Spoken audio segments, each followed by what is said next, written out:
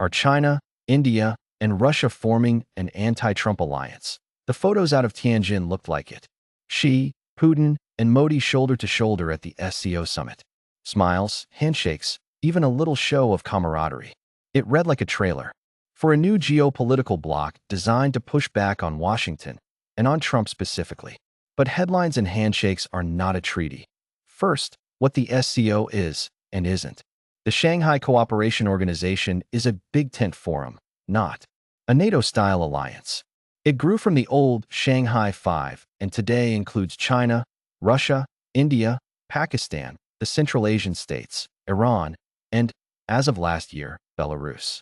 It runs working groups, a counter-terror arm called RATS based in Tashkent, some economic coordination, and a growing list of university and business networks. Useful? Yes. Binding? No. No mutual defense clause, no automatic sanctions regime, no single currency. It's a platform China can host and shape. Now, why the Tianjin optics grabbed attention? She used the stage to sell a multipolar order and less dependence on U.S. financial pipes. Putin praised trade in national currencies and framed Ukraine as a NATO problem. Modi chatted warmly with both and stressed development partners. That choreography matters. It signals that all three want leverage against a White House that has raised tariffs, tightened export controls, and punished Indian purchases of discounted Russian oil. The message was simple. If Washington squeezes, Asia has options, but an anti-Trump alliance. That's a stretch. Start with India. New Delhi is a master of multi-alignment. It buys weapons and energy from Russia, trades like crazy with China, and still drills and plans with the United States, Japan, and Australia in the Quad. India and China only recently began thawing a border standoff that killed soldiers on both sides. Trust is thin. Delhi wants technology, capital, and supply chain exits from China. It also wants Washington to stop treating it like a tariff piñata. So India smiles in Tianjin, but it won't sign up to anyone's bloc. Its strategy is hedging for advantage, not joining a crusade. China and Russia are closer, but that's convenience plus necessity. China gets cheap energy and a partner against U.S. pressure. Russia gets markets, chips, and diplomatic cover while it's under sanctions. They agree on weakening dollar dominance and on the storyline of a fairer order. Yet even here, limits show. Beijing doesn't want secondary sanctions to spook its banks. Moscow doesn't love being the junior partner. Both want India in the room for scale, but neither can make India choose their side. What about the wider anti-America architecture, BRICS, de-dollar talk, new banks? It's bigger than a photo op. BRICS has expanded, pulling in heavyweights like Indonesia and Gulf capital via the UAE. The new development bank is courting new members. More trade is happening in local currencies. Still, it's coordination without cohesion. Many of these states compete with one another, and none wants to inherit the costs of global leadership the U.S. currently eats. It's leverage, not a replacement. So here's the real read on Tianjin. She wants to turn the SCO into the flagship for non-West solidarity. Putin wants proof he's not isolated. Modi wants bargaining power with Washington and Beijing.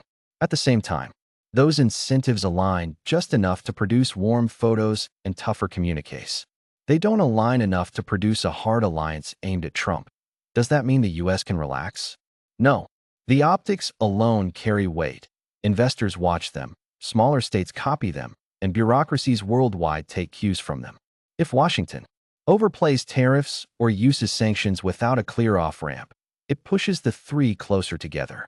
If it calibrates, offering India real tech and market access, raising the cost for Chinese banks that enable sanctions evasion, and separating narrow Ukraine issues from global trade, then the alliance stays what it is today, a bargaining coalition with cracks. Bottom line, there isn't a formal anti-Trump alliance.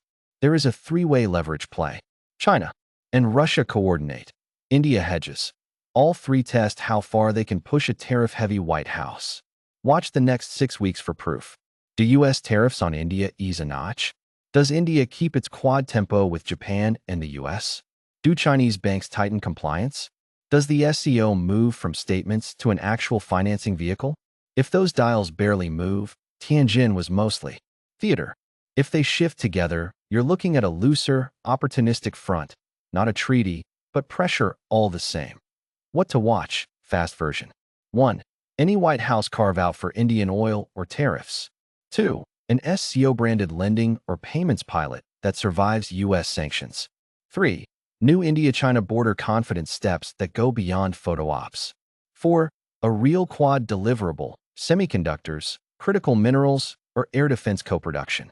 5. Whether Moscow gets more public support from Delhi than traditional friendship, language. Call it what it is. Not an alliance.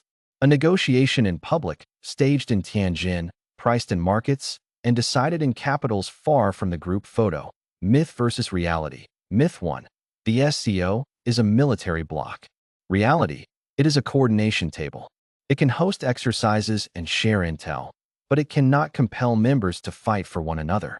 That is by design. Members often disagree. India and Pakistan are both inside. So are China and India. If it were a hard alliance, it would collapse under its own contradictions. Myth 2. India just flipped. Reality. India is bargaining. It is frustrated by tariffs and lecture-style diplomacy. It wants market access, technology transfer, and supply chains that do not run through China. That is why India is also deepening work with Japan and the United States. Watch what Delhi does with the Quad and with joint production deals, not just what it says at summits. Myth 3. BRICS is a new G7. Reality. It is a political brand with economic tools. Expansion adds weight. Indonesia's entry matters. The UAE brings capital. Iran brings energy links. But even with more members, BRICS has no single fiscal authority, no common monetary policy, and no shared defense. It is a pressure tool, not a replacement system. What each leader actually wants that she wants stability at home, more control over regional rulemaking, and less exposure to U.S. export controls. He wants to keep India close enough to blunt U.S. coalitions, while keeping Chinese banks out of sanctions trouble. Putin wants to prove Russia still has partners, to sell oil and gas outside the dollar system, and to frame Ukraine as a security grievance the world must fix. Modi wants growth. He needs jobs, chips, and capital. He wants cheaper energy from Russia, fewer tariffs from the U.S., and predictability with China along the border. U.S. Choices matter.